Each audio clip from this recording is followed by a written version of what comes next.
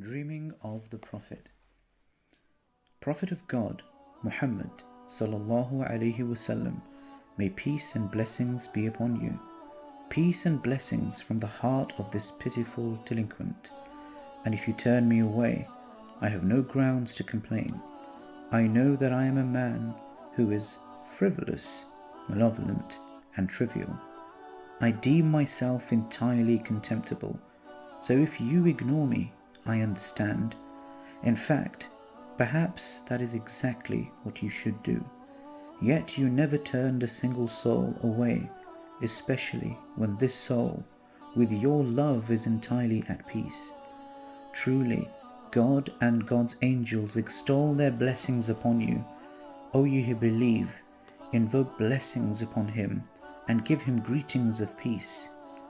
The visions and dreams ravage this sorry mind with images of what was, but to me they are the only truth that remains worthwhile. I see the images in my wake and sleep. I see them in the conference and in the books I read. I see them in every instant of the struggle of life. I see them in embarrassment, I see them, and I am invigorated despite my shame. I see you in your last illness ravaged by the unrelenting fever, and your beloved standing frozen at your feet. I see you dipping your hand in water and wiping your blessed face. It is as if I can hear the rupturing of the breaking hearts and the very echo of the falling tears. I can feel the agony of the earth and the embarrassments of nature at the illness overcoming your body. And I even feel their embarrassment at the searing heat. But the earth and nature confess their civility to God and their inability to waver God's decree. I can see it, and I see you overcoming your pain to rise and confront the burdens of fate. You face your people and say, "Whoever has erred and fears his fate, let him come forward so that I may pray for him."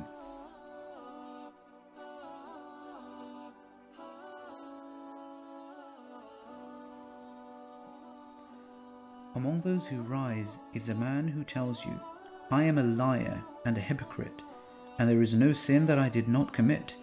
Umar ibn al-Khattab radiyallahu anhu, may God bless his soul, looks at the remorseful fellow and in pity explains, "My fellow, you have embarrassed and shamed yourself." But you, and blessed be you, you say, "Umar, the embarrassments of the hereafter are far worse than the embarrassments of this earth. Allah give this fellow truthfulness and faith and lead him to the good.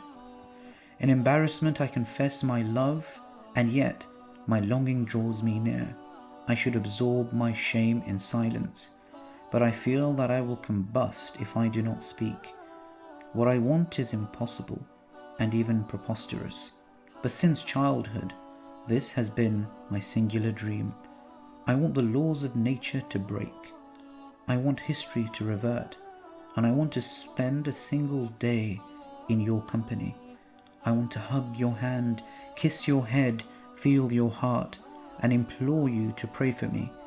I want to study your movements, your gestures, the blink of your eye, and memorize your every step.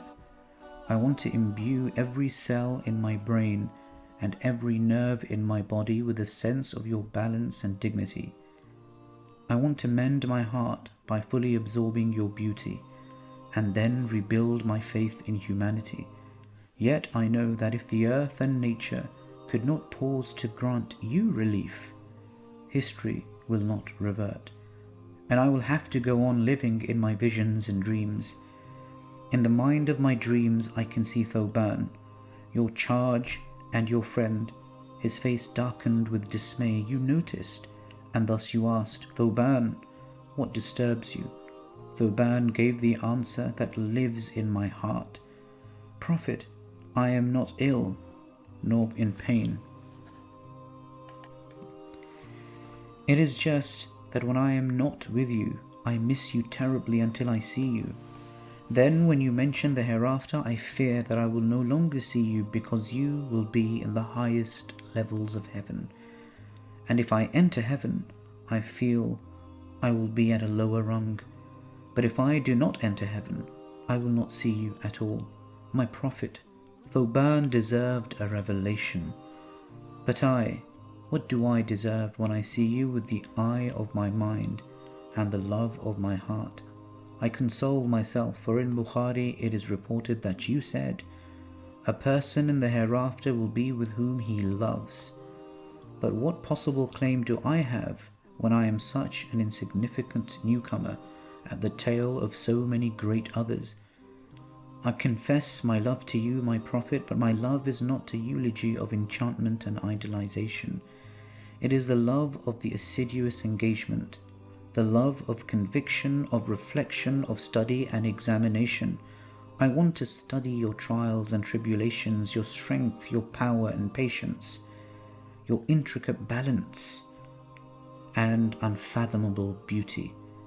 You are but a human, a beautiful human, and a blessed example for all the nations. I see no merit in the love of selfishness and simple sensations. I see no merit in the love that is simply a form of indulgent self-affirmation. I want to absorb your example, transform myself, and learn the road to our salvation. I want to explore the meaning, the subtleties, the implications, and permutations. If I study your hadith and sunnah, I find but a complex mixture of data.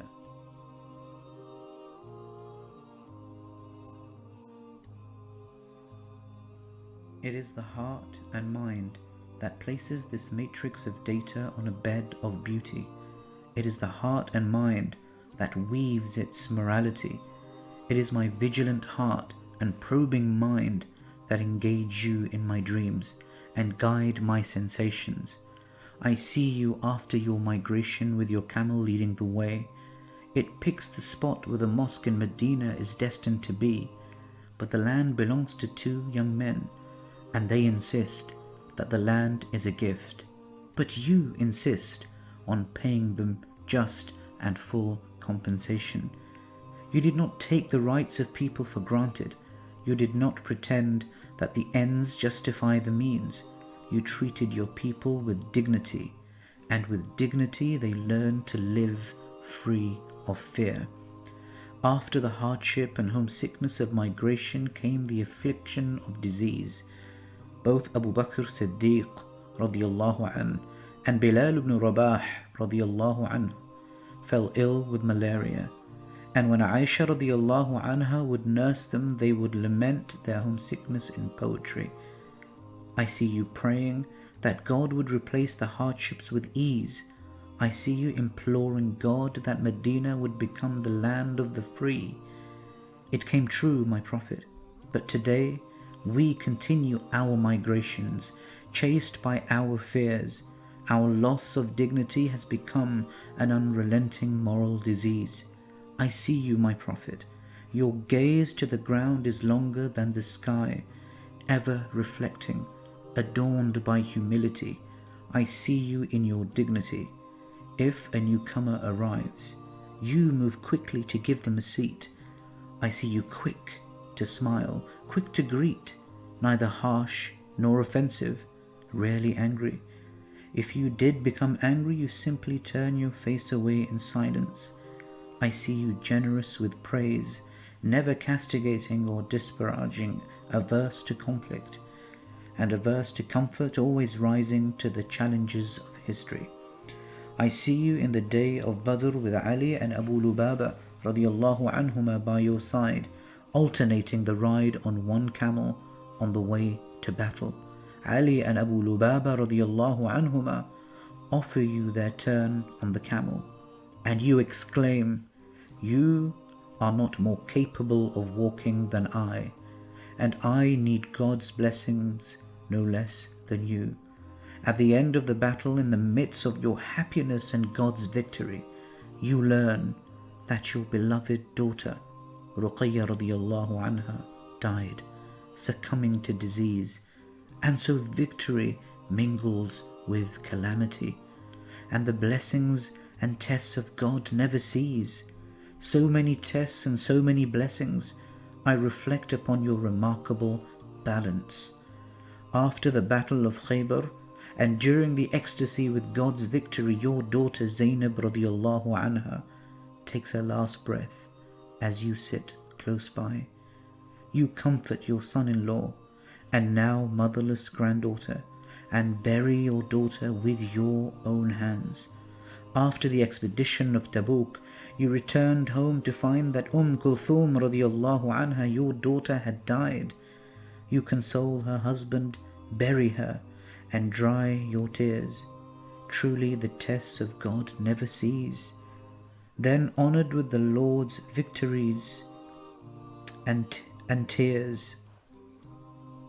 Then honored with the Lord's victories and the approach of the farewell pilgrimage, a calamity befalls your son Ibrahim radiallahu an. He falls ill and takes his last breath at your side. He was a vivacious and lively child. Your arms embraced him with the delight of love, but now you hold his lifeless body. As your love bleeds in tears, when the sun eclipsed, the mourners said it eclipsed in bereavement, but you stood up and said, the sun and moon are the signs of God. They do not eclipse for the death of any human being. Earlier during your life of your beloved wife Khadija radiallahu anha, you witnessed death, taking your baby boys Al-Qasim and Abdullah from her arms. My Prophet, you know that people witness the death of a single child, and their sense of balance forever dissipates. I beg of you, teach me your sense of balance in confronting the trials of my fate. In Uhud, I see you proceed to battle, outnumbered by your enemies. At the approach of battle, Abdullah ibn Ubay ibn Salul withdraws with 1/3 of the Muslim army and leaves you and the believers to your fates. Despite the defeat in Uhud, you seek no slaughter or vengeance against Ibn Ubay and his army of cowards. Umar radiallahu anhu offers to kill the traitor, and you declare, Muhammad does not kill his people. Abdullah ibn Ubay's son offers to kill his father for his persistent sedition, and you, my Prophet, state, no, we will have mercy and treat him kindly as long as he remains with us. And when Ibn Ubay dies after the battle of Tabuk, you stand and pray at his grave. In a tradition, Umar radiallahu anhu protests the bestowal upon this long-time hypocrite of such a grace. You look at Umar radiallahu anhu, you smile and say, Umar, pray behind me, for I have the choice, and I chose to pray. When Hatib ibn Balta'a betrayed you by sending a message to Mecca informing them of your preparations against them, you hold the message in your hand and say, what is this, Hatib? His response is as shameful as his actions, but you accept it with forgiveness and remarkable grace. When Mecca is defeated, you grant all unqualified amnesty, but Fadallah ibn Umayr conspires to have you killed. Fadallah approaches you, looking for his opportunity to plunge his knife in your chest, but you meet him with calm and a smiling face. You say, what were you thinking of, Fadallah? Nervous, he replies, and lies, nothing, I was just thinking of God.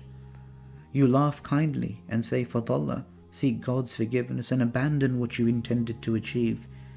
You speak kindly to him and place your blessed hand on his chest to cool his rankling heat. Fadallah lived the rest of his life saying, I came to kill him, and I left with no man more beloved and dear to me. Another occasion, Ghawrath ibn al-Harith stealthily comes to kill you as you sit alone under a tree, holding his sword. Ghawrath says, who can protect you now, Muhammad? You calmly look at him and say, Allah, perturbed by your calm and his overwhelming guilt. Ghawrath drops the sword. You rush to grab the sword and say, "Who will protect you now, Ghawrath?" Then you throw the sword away and forgive him. Ghawrath returned to his masters in Mecca, proclaiming, "I have returned to you from the land of the best man." Such is your character. Your pain and hurt humbly succumb to your faith.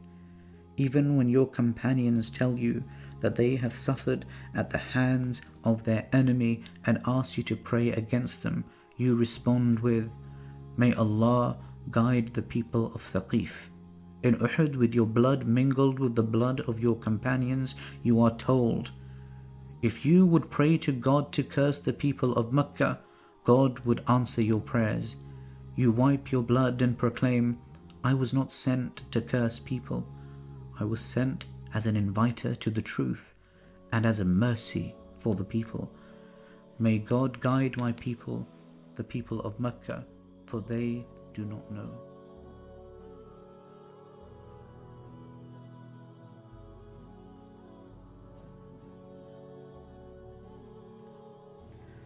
I see you in these glimpses that are as if revelations into your personality. If only my resolve could match my education. In the Battle of Hunayn, once again, you confront a major defection, and most of the Tulaqa run in retreat. But the believers persevere and the battle ends in victory. Once again, you seek no punishment, and you accept their contrived apologies. Meanwhile, Abu Talha, the companion, runs into his wife Salim, who's wielding a knife angrily. The same courageous Salim who fought in several battles along your side. "What is this, Salim?" Abu Talha asks her, and she snaps back, "A knife to fight the enemy, and after that I will fight those who deserted you in the midst of battle." Abu Talha looks at you and complains, "Prophet, do you hear what Salim is saying?" You gently laugh and say, "God has been kind to us, Salim, and sustained us from such a deed. For the generations to come, you proclaim that the lives and the honor of Muslims is greater than or the same as the Kaaba in its sanctity. Despite the pending dangers, you built a society free of subjugation, excoriation, excommunication, and free of fear. Prophet of God, I long for a life free of humiliation, for a life of beautiful dignity. And when I long, I visualize you in my dreams. I visualize the moment that Asma bint Amis returned after her migration to Abyssinia. Like most of the immigrants to Abyssinia, she returned after the Battle of Khaybar, after missing most of the early struggle, both its bitter and sweet. Asma was visiting your wife Hafsa bint Umar ibn al-Khattab radiyallahu anha. When Umar arrived and saw her, perhaps he was jesting when he said to Asma, "We migrated with the Prophet, and so we have more right to him than you." Jesting or not, Asma became incensed and proclaimed, "By God, I will not eat or drink until I tell the Prophet what you have just said, and I will not lie, embellish, or exaggerate." She ran to you complaining, and upon hearing her, you said, "No, he has no right to me more than you." Omar and his companions migrated in the way of God once. You emigrants of Abyssinia migrated in the way of God twice. The first time to Abyssinia and the second to Medina. Asma was resolute and spirited woman, and such a woman had every right to you. She impressed Abu Bakr Siddiq radiyallahu an, and so he married her. And after Abu Bakr radiyallahu anhu died, she married Ali, your cousin and companion radiyallahu an. Yes, such a woman could claim her rightful position, but what right do we have to you? When the women of Medina complained that the men managed to outspeak them in meetings, you smiled and gave them their own day. In Bukhari, it is reported that Anas ibn Malik radiyallahu anhu said that any women in Medina could grab you by the hand and lead you to where she wished, and you would follow her until you fulfilled her need or request. In fact, again, it was Anas ibn Malik who reported that a senile woman in Medina came and said, "Prophet, I need something from you." "My Prophet," you replied, so and so, choose any place in Medina and I will sit with you until I get what you need." Both of you, woman and Prophet, sat down in the place she chose while she talked and you listened, and you did not leave until you fulfilled her need. Truly, as God has said, if you had been harsh and hard-hearted, they would have dispersed from around you. But my Prophet, today we care about fitna more than we care about need. So if a woman in need would grab a man's hand today, the man would probably look at her and growl, "Let go of my hand, woman."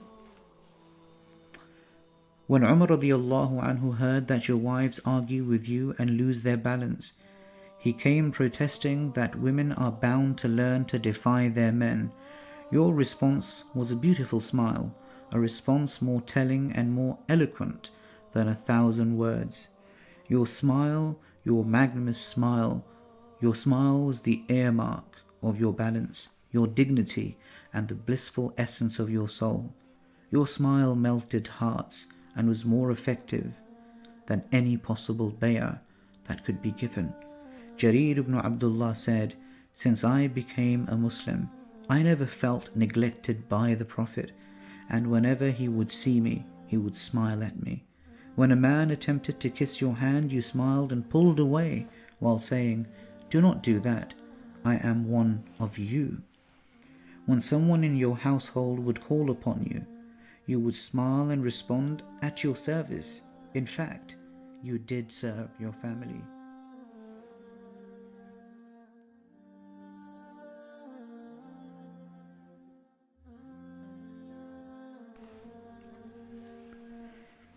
You deloused your cloth, mended your sandals, served yourself, cleaned the house, kneaded the bread, and hobbled the camels. You would take the camels to graze, you would eat with the servants, and you would carry your own goods from the market. When Aisha radiallahu anha was asked, "How did the Prophet behave at home?" she responded, "He was in the constant service of his family." Anas ibn Malik radiallahu anhu served you in your household for 10 years. You never chided him or castigated him, and whenever you would see him, you would smile. You owed money to Zayd ibn Sana'a. Zayd approached you as you walked with Umar and grabbed you by the collar of your garb, yelling, "You, the people of Abdul Muttalib, do not pay back your debts." Umar defended you by yelling and pushing Zayd back. You, my Prophet, smiled and said, "There is no need for this, Umar. Umar, we wanted more than this from you. You should advise me to pay back my debts and advise Zayd to be kind in the way he demands his rights. You paid the debt back and more, and Zayd, humbled by your kindness, became a Muslim. I also see you walking with Anas ibn Malik when a Bedouin comes up from behind you and grabs the neck of your robe. The ring of the collar leaves a red mark on your blessed neck, and you turn around to look at the brute. He yells, 'Give me some of the money that God has given you.' You smile and you grant what he asks for. I find my mind wandering to your solemn robe, this robe that seems to have accompanied you for a good portion of your life without the company of a similar robe. I see you standing in Hunayn with the same old garb. You are distributing God's wealth when a group of louts descend upon you. They clamor and fight over the disillusional ornaments of this earth until they force you against a tree and snatch even your very robe. You call upon those louts to return your lonely garb and gently remind them that other than the clothes on your shoulders, there is not a single thing of value or item of wealth that you intend to reserve for yourself or to keep. There is no wonder in this, for Anas ibn Malik had said that in your life you never tasted soft bread. There is no wonder when I hear Aisha say that 3 months would pass in your home without a cooking fire being lit. There is no wonder when upon your death the only food found in your home was a small batch of edible grain. Even more, you died with your shield pawned with a Jewish merchant. Yet, my beloved Prophet, at the end, despite the searing fever and pain, you fight your illness and rise to declare, people, rancor and enmity is not in my character or quality. The most beloved to me are those who have a right over me and demand it. If this right is justly theirs, then they will unburden me, and I can meet my God in peace. You prayed Dhuhr sitting down, and afterwards repeated your request. Finally, a man stood up and said that he had lent you 3 dirhams, and you gave it to him promptly. Whoever asked for a supplication or prayer, you kindly obliged. The end of your burdens and the beginning of ours were now painfully clear. Your last words were not about property, dominance, or kingdoms. Your last testament was to maintain our prayers and protect the weak. You repeated the testament until your lips stammered, but the voice had retreated to a whisper, beautiful in life and beautiful in death. And so your last act of beauty was to clean your teeth. Then you put the miswak down and closed your eyes. Your head rested on Aisha radiallahu anha's lap as she stroked your hair and consoled her tears. When your head grew heavy in her lap, she knew that the Prophet of God had now been set free. Thus, my Prophet, I engage you, and such is the nature of my visions and dreams. Yes, I confess to you that I wish I could break the law of history and live in the beauty of your comfort. But I know that there is no virtue in the idolatry of love or in the pure indulgence of sensations. We worship only God. You were but a human being. It is just that my heart longs for beauty, and you were such a beautiful human being. So I do what I must do with beauty.